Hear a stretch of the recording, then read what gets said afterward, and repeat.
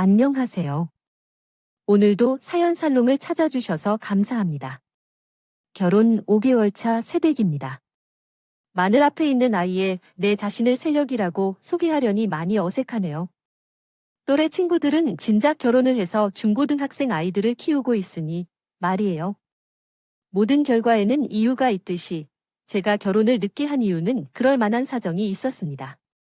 저는 일 중독자로 대학을 중퇴하고 사업을 시작한 이후로 지금까지 한 번도 한눈 팔지 않고 일만 해온 것이죠. 아무리 일에 미쳐 사는 사람이라지만 저라고 남들처럼 가정을 꾸리고 싶지 않았던 게 아니에요. 오히려 누구보다도 따뜻한 인간으로 남고 싶었던 것뿐입니다. 가정을 가지는 것이 소원이었던 사람이었고요. 어릴 때 부모님께서 이혼하셔서 불행하고도 온전한 가정에서 자랄 수 없었어요. 중학교에 입학하기 전까지는 엄마와 둘이 살다가 엄마가 재혼한 후에는 아빠의 집에서 살았어요. 아빠는 저희 엄마와 이혼한 뒤로 즉시 재혼하셔서 아빠 집에는 새엄마가 낳은 남동생 둘이 있었어요. 세상에는 착한 새엄마들도 있을 텐데 우리 새엄마는 그런 사람이 아니셨어요. 자기 자신이 낳은 자녀들과 저를 명확하게 차별하며 키우셨어요.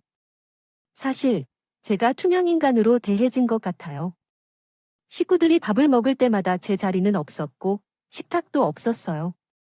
쌓인 용에서부터 저는 애초에 자리조차 없었거든요. 옷이나 신발을 입을 때도 동생들의 것만 입히고 외식하거나 여행을 갈 때에도 저는 끼워줄 사람이 아니었어요.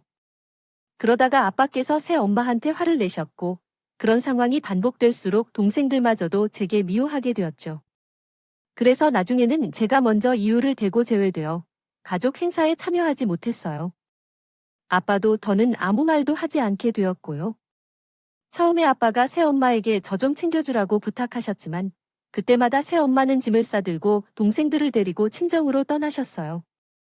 그때마다 아빠와 둘이 집에 남은 제게는 죄책감에 시달려야 했죠. 내가 한 일로 가정이 평온함이 깨진 것 같았어요. 한 번은 평소와 다르게 일주일 넘게 새엄마가 친정에서 돌아오지 않았을 때 아버지가 제 방으로 들어와서 말했어요. 민지야, 아빠가 이런 말 하는 게 정말 미안한데 내가 새엄마 좀 이해해 주렴. 하루아침에 전처 자식을 데리고 살게 된 건데 그 사람 입장에선 마음이 어떻겠니? 너도 힘든 걸 알지만 그래도 아빠는 가정을 지키는 게 먼저야. 이번에도 이혼을 할 수는 없잖니. 대신 아빠가 용돈은 넉 덩기 줄 테니까 새 엄마가 너한테 소홀하더라도 참고 이해해 주길 바란다. 그날 밤 아버지는 새 엄마 친정에 있다가 새 엄마와 아이들을 찾아가 집으로 데리고 와왔어요. 그때부터 저는 공식적으로 투명인간 생활을 하게 된 거예요. 동생들이 새엄마가 차려주신 아침밥을 먹을 때 저는 아빠가 준 용돈으로 슈퍼에서 빵과 우유를 샀어요. 제대로 된 밥은 학교에서 먹는 급식이었고 저녁밥은 친구들과 떡볶이를 먹거나 과자와 라면 등으로 때우곤 했어요. 제일 참기 힘든 때는 언제인지 아세요? 아무것도 못 먹고 집에 돌아왔는데 새엄마가 동생들과 고기를 구워 먹고 있을 때예요.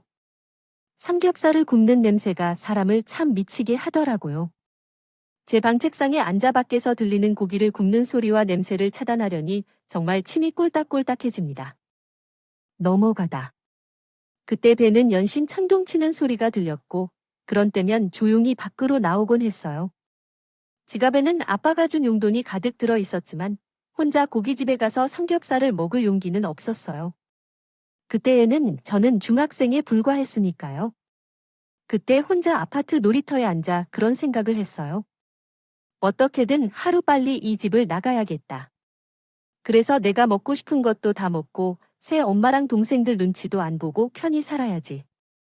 하지만 중학생밖에 안 된 아이 많을 아빠가 혼자 살도록 내버려 두진 않을 것 같았어요.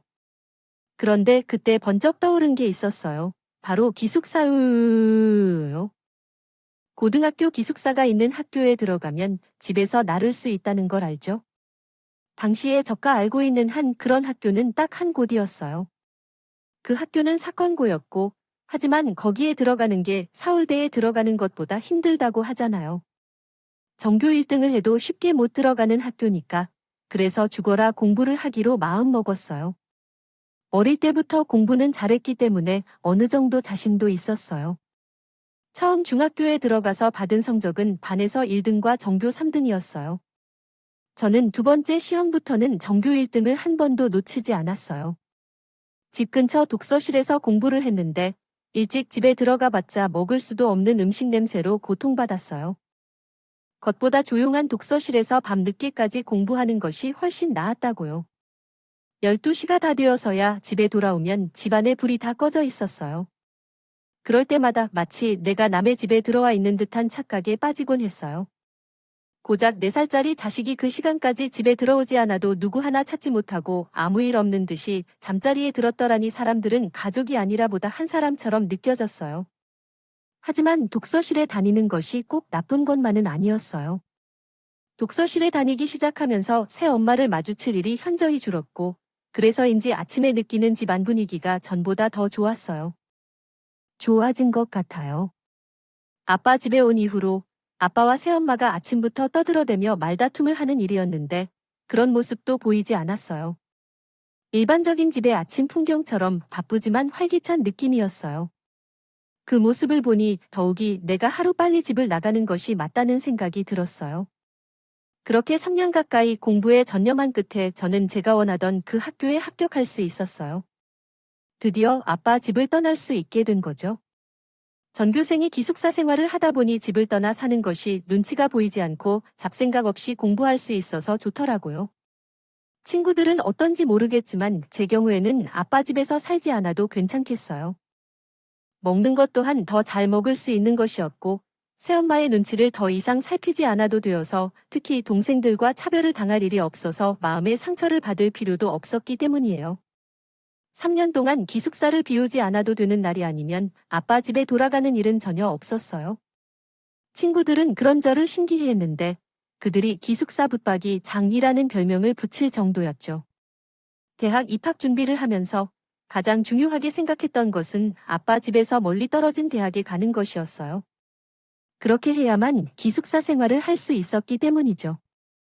그렇다고 해서 성적을 희생하고 지방대학에 가고 싶은 마음은 없었어요. 그래서 선택한 학교는 카이스트였어요. 거기를 선택하면 졸업 후에도 취직을 하는 것이 가능할 거라고 생각했거든요. 걱정할 필요도 없고 집에서 머니까 당연히 기숙사 생활도 할 수 있잖아요. 그래서 카이스트에 지원을 했고 결과는 시기 아빠는 띠를 띨 듯이 기뻐하시더라고요.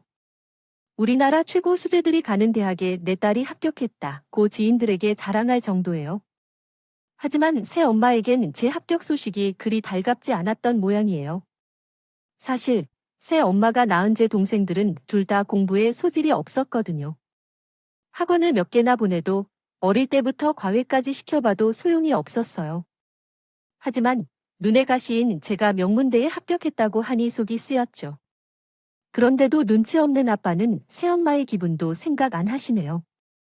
동생들에게도 이런 말까지 하셨어요. 너희들이 누나 반만 닮았어도 아빠가 걱정을 안 하겠다. 누나 봐라. 학원 한 번 안 다니고도 민사고에 카이스트까지 갔잖니. 다 똑같은 내 자식들인데 어쩜 이렇게 차이가 나는지 모르겠다. 그러자 주방에서 저녁 준비를 하던 새엄마가 그릇을 개수대에 집어던지더니 그러시는 거예요. 그래서 지금 하고 싶은 말이 뭐예요? 우리 찬영이랑 찬우가 나 닮아서 돌 대깔이라는 거예요? 당신은 매번 안 좋은 건 다 내 하시지. 이날이 때까지 전처 자식까지 떠맡아 키워줬더니 이런 타박이나 듣고 내가 억울해서 정말 그렇게 당신 딸이 자랑스러우면 이참에 나랑 이혼하고 잘난 딸이랑 함께 사세요. 두 분이 사시던 게 맞아요. 나도 이렇게 대접받으면서 살기 싫다고 했어요. 결국 그날 아버지와 새엄마는 대화를 나누셨고 마치 제가 잘못을 한 것처럼 저는 대전으로 내려가는 전날까지 가족들과 마주치지 않으려고 아침부터 늦은 밤까지 아르바이트를 했어요.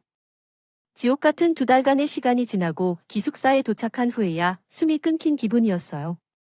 하지만 이 풀린 느낌도 오래가지 않았고 끝나버렸어요. 2학년 1학기 중간고사 기간이었는데 이상하게도 새엄마가 전화를 했대요. 새엄마가 처음으로 전화해서 얘기해준 것은 아버지의 별세였어요. 수학 시간이었는데 새엄마가 울고 계시는 목소리를 듣고 나는 어떤 생각을 하고 있는지 아십니까? 나는 이제 어떻게 해야 할지 모르겠었습니다. 모든 것이 걱정뿐이었어요. 아빠가 세상을 떠난 슬픔보다 앞으로 내가 살아가야 하는 일이 더 커 보였어요. 나는 참 못된 딸이었지요. 아빠의 장례식이 진행되는 동안에도 제 머릿속에는 나 자신의 걱정뿐이었어요. 장례식이 끝나고 나는 집에 같이 가도 되는지 아니면 그냥 기숙사로 돌아가야 하는지 고민했습니다. 다음 학기의 등록금과 생활비는 어떻게 하지? 나는 대학을 졸업할 수 있을까? 이런 질문이 머릿속을 구짓기더라도 이 모든 질문에 대한 답은 나보다는 새엄마가 결정할 수 있는 것이기에 발인식이 시작되는 그 순간까지도 내 머리는 복잡하기만 했습니다. 했어요. 그리고 드디어 모든 장례 절차가 끝나자 새엄마가 그러셨어요. 내 엄마랑은 연락이 안 되니 아무리 재혼을 했다고 해도 자기 딸은 자기가 키워야지. 남편도 죽고 없는 마당에서 내가 죽은 남편의 전처 자식까지 맡아야 하는 것이야. 너도 봤지만 우리 찬영이와 찬후 아직 어려워. 앞으로 애들 키우는데 들어갈 돈만 해도 내가 머리가 지끈거릴 판이야. 솔직히 너한테 10원 한 장 주고 싶은 마음은 없지만 그래도 내가 마음이 모질지 못해서 너 살방 하나는 구해줄 생각이야. 새엄마는 조의금이 들어온 거에서 500만 원을 은행 봉투에 옮겨 담고는 제게 건네셨다. 잘하고 학교도 좋은데. 다니니까 가해를 해서도 먹고 살 거야? 아니니까 이거면 월세, 보증금은 될 거야? 표정이 그게 뭐니? 너 지금 날 비웃는 거니? 왜 이걸로 부족하다고 생각해? 솔직히 다른 사람 같으면 애초에 너가 집에 받아들이지도 않았어. 나라고 되니까 나랑 아무 상관없는 날, 이날 이때까지 먹이고 입혀가며 키운 거라고. 그러니까 나한테 더 바라지는 마라. 그때 제가 새엄마 앞에서 피식 웃었던 건 새엄마를 비웃었던 게 아니었어요. 새엄마는 모르는 신기하고 재미있는 상황이 있었기 때문이었죠. 사람이 죽을 때가 되면 자기가 죽을 걸 안다고 하잖아요. 돌이켜보니 우리 아빠도 그랬는 것 같아요. 아빠가 돌아가시기 한 달 전쯤 뜬금없이 전화를 하셨더라고요. 민자, 오랜만에 아빠랑 점심이나 같이 먹을까? 아빠, 너희 기숙사로 갈게. 솔직히 먹으려고 하면 먹을 수도 있었지만 그러기 싫었어요. 내다버린 자식 취급하고 살 때는 언제고 이제 와서 왜 밥 타령인가? 그래서 주말이라 거의 알바가 있어서 안 된다고 했더니 그날은 우길기로 시 맞춰서 쉬더라고요. 그럼 저녁은 어때? 아빠, 너 과외 하는 대로 갈까? 아빠, 우리 딸 보고 싶어서. 그래 같이 밥 한 끼 먹자. 결국 과일을 마치고 교 기숙사 근처에서 저녁을 먹었어요. 저는 간단하게 먹고 들어가려고 했는데 아빠가 굳이 고기가 먹자고 하셔서 고깃집으로 갔어요. 일전에 집에서 식구들과 함께 고기를 구워 먹으러 갔는데 그때 민진의 생각이 났어요. 생각해보니 너와 함께 집에서 같이 고기를 구워 먹었던 기억이 없네. 너가 고등학생 때부터 기숙사 생활을 해오다 보니 그런 것 같아서 생각했었는데 중학생 때도 함께 먹은 기억이 없어. 내가 참 나쁜 아빠였군. 못 먹고 살려고 모른 척하고 살아왔다. 아빠가 미안해. 그리고 이건 아빠의 보험증서인데 잘 챙겨놔. 혹시 모르니까 수익자를 내게 바꿔놨어. 그거 잘 챙겨두면 돼. 나는 이런 건 필요 없으니까 새 엄마한테 주면 돼. 나는 대학 공부까지 해주고 이후에는 내가 혼자 살 거니까. 틈틈이 알바하면서 돈도 모았고 공부는 당연히 시켜주지. 그래도 이건 내가 가지고 있어. 나 죽으면 내 새엄마가 너한테 재산이나 나눠줄 거야. 집에서 내쫓지 않으면 다행이지. 그러니까 이건 내 자신의 몫이라고 생각하고 받아. 그때 받아둔 보험증서가 떠올라서 웃었어. 아빠가 새엄마를 너무 잘 알고 있었구나 생각하니까 웃기더라고. 하지만 새엄마한테는 보험금 얘기는 하지 않았어. 분명 그마저도 뺏으려고 들게 뻔했으니까요. 그래서 더는 말도 안 했고 새엄마가 챙겨준 500만 원을 가지고 집을 나왔어. 제 방에 있던 제 짐이라고 해봐야 할 게 가방과 책 몇 권인데 그것들을 박스에 담아 기숙사로 가져갔어요. 붙었고 대전으로 돌아온 후 저는 학교 근처에 있는 원룸부터 알아보았어요. 기숙사에 지내기엔 짐도 많고 무엇보다 제대로 된 독립을 하고 싶었거든요. 아빠의 장식을 치르느라 시험을 제대로 치르지 못해서 학점은 기대할 수 없는 처지였고 물론 교수님들께 부친상을 당했다는 걸 말씀드리면 어느 정도 구제는 받을 수 있었지만 그러기 싫더라고요. 왜 그런지 모르겠지만 아빠가 돌아가신 후에 나니 모든 의욕이 사라져 버렸어요. 그동안 제가 공부를 열심히 했던 건 지옥 같은 아빠 집에서 나오기 위함이었어요. 이렇게 임무가 완수되는 난이 모든 게 허탈하고 허무하게 느껴졌던 것 같아요. 카이스트에 들어가는 것만큼 힘들지만 그 안에서 살아남는 것도 정말 힘들어요. 매 순간 길을 새로 찾아 나서야 하는 대한민국의 천재 동기들 사이에서 살아남을 수 있기 때문이죠. 이제는 좀 편해지고 싶어졌어요. 그래서 자퇴하기로 결심했어요. 그때만 해도 대학은 언제든 수능을 다시 볼 수 있다는 생각에 아쉽지 않았죠. 그래도 자퇴를 하기 전에 앞으로 먹고 살 길을 마련해야겠다고 생각해서 사업을 하는 가은과 선배를 찾아가 일자리를 부탁했어요. 아직 시작하는 단계라서 월급은 많이 받을 수 없지만 그래도 이름을 많이 배울 수 있을 거라고 해서 바로 출근하기로 했죠. 확정되자 학교에 자퇴서를 냈습니다. 이 자퇴서 한 장이 앞으로 내 인생에 어떤 시련이 닥칠지 까맣게 모른 채입니다. 정부 지원을 받아 설립했던 선배 회사는 시행착오를 겪으며 다행히 자리를 잡았고 저는 그 회사에서 5년 동안 일했습니다. 그리고 제가 차려나와서 새로운 회사를 시작했습니다. 보안 관련 프로그램을 다루는 회사로 사무실을 꾸미는데 크게 돈이 들지 않았습니다. 시작 단계이기 때문에 직원 수도 저를 포함하여 5명뿐이었고 직급도 우리가 멋대로 정하고 있었습니다. 수당은 없었지만 모두 사무실에서 먹고 자며 일했습니다. 물론 휴가도 각자 개인 사정에 따라 야박하지 않게 주고 있었고 마치 친구 몇 명이 함께 일하는 느낌이었습니다. 프로젝트를 진행하는 듯한 기분으로 회사를 운영해 나갔습니다. 그러다가 회사가 조금씩 커가면서 회사 규정을 정하고 야근 수당뿐만 아니라 월차, 연차, 성과금 체계도 확립해 나갔습니다. 그렇게 체계를 조금씩 갖춰나가는 동안 직원 수도 많이 늘어나서 더 넓은 공간으로 회사를 이전하게 되었습니다. 우리 회사는 설립한 지 정확히 9년 6개월 만에 안정된 모습을 갖추었습니다.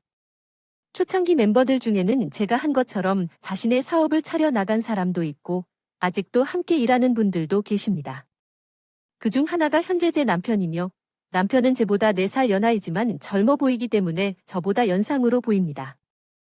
그러니까 남편과 연애할 때도 제가 연상이라는 기분이 덜 들었던 것 같아요. 남편은 집안 사정이 넉넉지 않아서 자기 월급으로 동생들 학비까지 지냈어요. 사실 진작에 독립을 할 생각이 있었음에도 그러지 못한 이유는 사업자금 때문이었어요. 버는 대로 동생들 학비로 써버리니 주머니에 돈이 모일 날이 없는 거예요. 저희 회사가 월급이 꽤 생편임에도 말이죠. 결국 3년 전에야 동생들 학부에서 벗어날 수 있어서 부랴부랴 독립을 하게 되었어요. 자기야, 꼭 지금 독립해야겠어. 자금도 얼마 없잖아. 차라리 몇 년 더 여기서 일하다가 돈을 모아서 나가지 그래? 왜 나 나가면 회사가 휘청일 거야? 걱정돼서입니다. 남자친구를 그동안 그러한 방식으로 키우고 왔는데 이제는 놓아줄 줄도 알아야겠어요. 내가 5년 안에 자기 회사만큼 성장시켜 놓을 테니까 그런 다음에 가서 당당하게 요구할 거예요. 남편이 그렇게 기를 쓰고 독립을 한 것은 우리 관계 문제도 있었어요. 회사 대표와 사귀는 것이 남들한테 눈치가 보였거든요. 게다가 결혼하면 아내가 회사에서 일하는 상황이 돼서 자존심이 상할 수 있는 법이었죠. 솔직히 말하면 그때까지만 해도 결혼 생각은 없었지만 말이에요. 아무튼 남편은 정말로 영혼까지 끌어서 회사를 성공시켰어요. 제 앞에서는 아무렇지 않은 척했지만 사실 돈 때문에 상당히 힘든 상황이었어요. 정부 지원도 받고 은행에서 대출을 받은 적도 있죠. 빌린 돈은 턱없이 모자랐어요.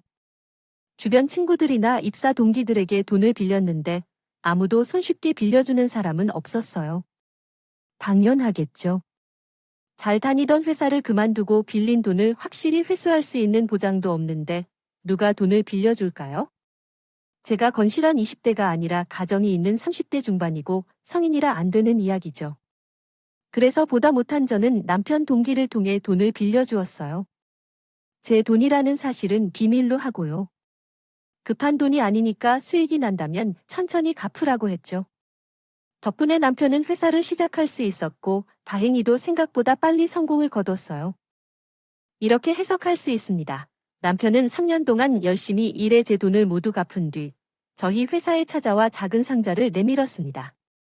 그로 인해 이제는 자신감 있게 선보일 수 있는 날이 왔어요. 처음에는 다들 안 될 거라고 하며 단호하게 거절했지만 친구 한 명이 3억 원을 투자해줘서 우리 회사가 오늘처럼 자리를 잡을 수 있었습니다. 감사합니다. 민지야, 그 돈을 빌려준 사람이 너라는 걸 진작 알았지만 모른 척했어. 내가 이 돈을 모두 갚는 날 제대로 감사 인사하고 청하려고 했어. 그동안 날 믿어줘서 고맙고 앞으로도 날 믿어줄 자신이 있다면 나랑 결혼하자. 아니, 정말 그냥 감사 인사만 하지 그랬다면 내가 이렇게 난감하지 않았을 거야. 아니야, 정은 씨도 알겠지만 난 결혼 같은 건 할 생각 없어. 지금이야 같이 있는 게 편하고 좋을 수밖에 없지만 결혼해서 같이 살다 보면 우리도 변할 거야. 나중에는 숨 쉬는 소리만 들어도 지겨울 수 있다고. 세상에 변하지 않는 건 없어. 나는 그때가 돼서 실망하기 싫어. 미안해. 이 청구는 안 받아도 될 걸로 해. 우리 부모님이라고 처음부터. 헤어질 줄 알았기 때문에 결혼했겠죠. 살다 보니 마음이 흔들리고 많은 어려움을 겪다 보니 서로 실망할 때도 있었고 결국 헤어졌을 거예요. 그래서 어차피 변할 거라면 처음부터 시작하지 않았어요. 자식에게도 그런 불행한 결혼을 남기고 싶지 않았거든요. 그렇게 거절했음에도 남편은 더욱 집요하게 설득을 해왔어요. 출근 시간에 우리 회사 로비에 찾아와 꽃다발을 건네고 퇴근 시간에는 역시나 로비에서 기다리곤 했어요. 같이 일할 때도 포기 이해 못 되는 사람이었고 청혼할 때도 마찬가지였어요. 그러나 생각지도 못한 사건으로 인해 제가 이 집요한 남자의 손을 잡을 줄 누가 알았겠어요. 그러니까 그날은 여느 때와 다를 바 없는 날이었어요. 아침 일찍 피트니스 센터에 들러 운동을 하고 막 출근을 했는데 그날따라 남편은 보이지 않고 로비에서 웬 아줌마와 건 당한 남자 둘이 경호 직원과 싸움을 벌이고 있더라고요. 모르는 척 지나가려는 그때 누가 제 어깨를 잡아 끌었어요. 그 바람에 깜짝 놀란 저는 뒤로 발라당 자빠질 뻔했는데 마침 남편이 달려와 제 허리를 낚아챈 덕분에 무사할 수 있었죠. 제 어깨를 잡은 사람은 다름 아닌 새 엄마였어요. 하, 인연 맞네. 맞아야 민진호 아주 신수가 환해졌다. 내 남편 목숨값으로 그동안 잘 먹고 잘 살고 있니? 더 이상 긴 말은 필요 없어. 너 나를 몰래 뺏어간 남편의 사망보험금을 내놔? 알아서 온 거니까 거짓말 하지 말고 그만하자. 옆에 있던 두 아들들도 나를 향해 적개심을 보이며 얼굴을 찌푸리며 싸가지 없게 행동했어. 둘 다 살이 찌고 이등하고서 손과 다리에 요란한 문신까지 하고 있어서 얼굴이 더욱 거슬리게 보였어. 누군가 말했더니 세포 정체가 드러났어. 세월이 흘러도 무식하고 염치 없는 것은 여전한 모양이네. 너희 찬영이는 난 입맞춤이 없니? 누나를 오랜만에 만나도 인사도 안 하는 건 너희가 건달인 거야? 얼마나 건달같이 행동하던 결코 무섭지 않아. 그럴 정도로 눈치가 없는 건 힘들었겠지. 새엄마 어딘가에서 무슨 이야기를 들었는지는 모르겠지만 저 새엄마 여자가 돈을 훔쳐간다는 말은 하지 마라. 적 없어요. 오히려 내가 나눠 받아야 했던 우리 아빠의 유산까지 새엄마가 다 가져갔어요. 난 아빠가 내 앞으로 남겨주신 보험금 외에는 받은 게 없다고 해요. 설마 그걸 빼앗겠다는 건 아니에요. 염치 없이 염치가 없어. 내 남편이 남긴 돈이면 다 내 돈이지. 왜 내 돈이야? 갈 곳 없는 년, 내 자식처럼 품어주며 키워줬더니 은혜를 원수로 갚아. 내가 그러고도 사람이야. 새엄마는 자기 분에 못 이겨 제 머리칼을 잡으려 손을 뻗었어요. 그러자 제 옆에 붙어 있던 남편이 그 손을 팍 쳐버렸어요. 아주머니, 지금 뭐 해요? 당신 뭔데 내 사람 몸에 손을 대요? 그리고 뭐라고요? 자식처럼 품어가며 키웠다고 모르는 사람들이 들으면 진짠. 알겠어요. 같이 살면서 아주머니가 민지에게 여러 차례 밥을 챙겨주셨더라고요. 지내고 있을 때, 고기를 직접 구워 먹고 삼계탕을 끓여 먹을 때 민지에게 고기 한 조각을 주던 거 아세요? 다리 한쪽을 누르며 본 적도 있어요. 다른 사람이라도 그렇게 모질지 않겠지만 아주머니는 계속해서 그렇게 하셔서요. 학창 시절에 민지가 보인 모습을 아세요? 기숙사 관리자였어요. 집에 가도 가족들이 투명인간 취급해서 방학 때도 기숙사에 머물고 있었다고 하셨어요. 그런 상황 때문에 기숙사에 머물러 있었던 거라고 해요. 그런 이야기를 하신 다음에 이제서야 그 상황이 뭔지 알게 되어서 이렇게 된 것이라고 얘기하셨어요. 그러고 나서 뭘 바라고 계신 건지요? 변호사를 불러서 정리를 잘해볼까요? 민지의 아버지께서 돌아가신 후에 처분하려고 하신다고 하셨죠. 돈을 정리하려고 하는 건데 적어도 돈을 뜯어내겠다고 하는 말씀이시죠. 초폭 같은 아들을 데리고 이곳까지 와주셨을 때는 제대로 계산해 보실 필요가 있습니다. 목소리만 크다고 해서 되는 것이 아니에요. 그리고 여기서 하신 일들은 분명히 영업 방법에 해당될 거예요. 몰랐다면 경찰분들이 오실 겁니다. 그리고 앞으로는 민지랑 대화하고 싶을 때 개떼처럼 다가오지 말고 저에게 전화하세요. 언제든 상담해 드릴 테니까요. 남편께서는 신고를 받고 온 경찰께 상황 설명을 한 뒤 함께 경찰서로 오셨습니다. 살아오면서 모든 문제를 스스로 해결해야 했던 저는 그날 처음으로 타인의 보호를 받으며 안심할 수 있었어요. 아버지가 남긴 유산을 다 써서 백수로 사는 두 아들과 함께입니다. 최후의 방법으로 돈을 두들러 저를 찾아왔던 새엄마는 접근 금지 명령을 받게 되었어요. 그날 이후 남편은 아침마다 저희 집까지 찾아와 출근을 시키곤 회사로 돌아가곤 했어요. 퇴근 시간에도 늘 저를 데리러 와 주었고요. 끈질긴 남편 덕분에 저는 안심하고 출퇴근을 할 수 있었어요. 세상 어디에도 기댈 곳이 없던 책에 남편은 자신의 등을 내주었고 외로움이 익숙했던 저는 남편이 주는 온기에 조금씩 익숙해져 갔어요.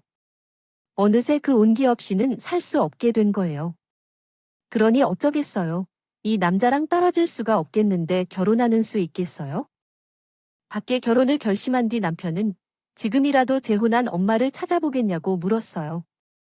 그래서 제가 싫다고 했어요. 지금까지 연락 한 번 없던 엄마를 결혼 앞두고 찾는다는 것도 웃겨요. 그래서 부모님만 찾아보기로 했어요. 시에게 인사를 드리러 가기 전에 좀 걱정되네요.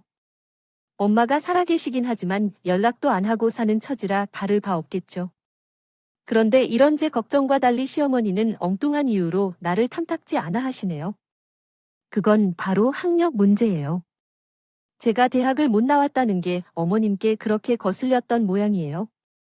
게다가 손아래 동서는 서울대 출신이어서 제가 그와 비교를 해달라는 얘기를 하시더라고요.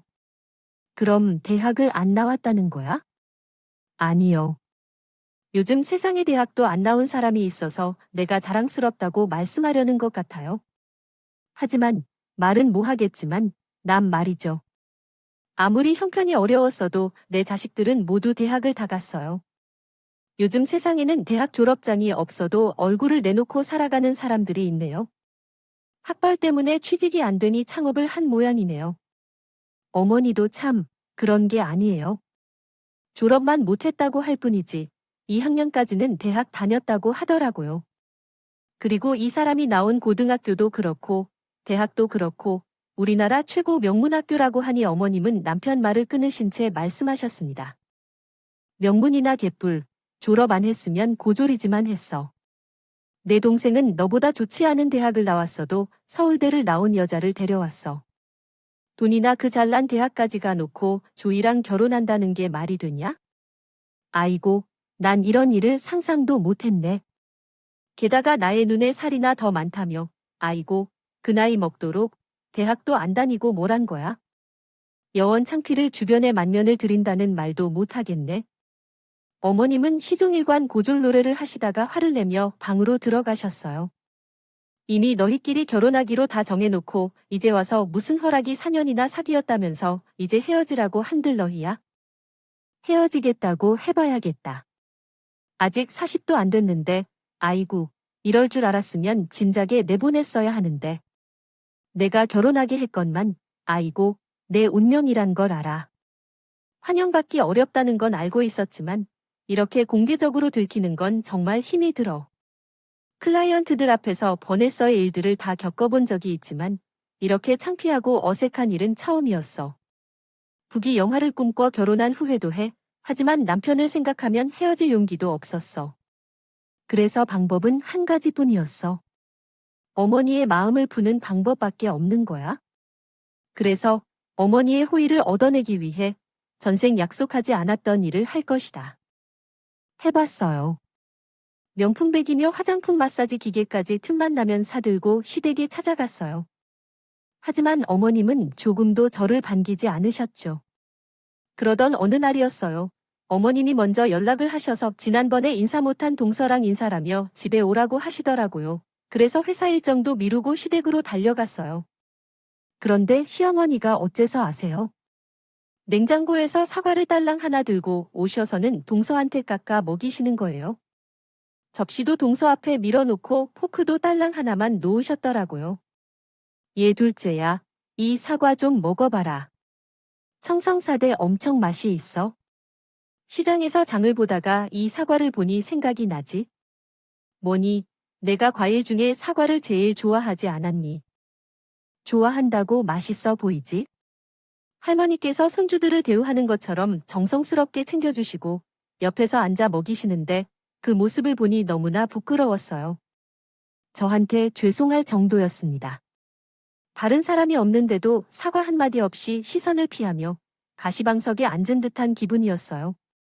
동서는 어머니와 저 사이에서 눈치를 살피면서도 사과를 정성껏 받아 먹었다고요. 한번 해보라는 말도 없었어요. 그래서 동생이 다 먹고 나자 어머님이 부르셨어요. 예. 뭐하니 거기 서성거리고 있니? 가져가서 안 씻고 여자는 자고로 바로 정리를 해야 돼. 먹고 나면 즉시 씻어야 한다고. 제발 허락 없이 물 털어야 할 일이 없도록.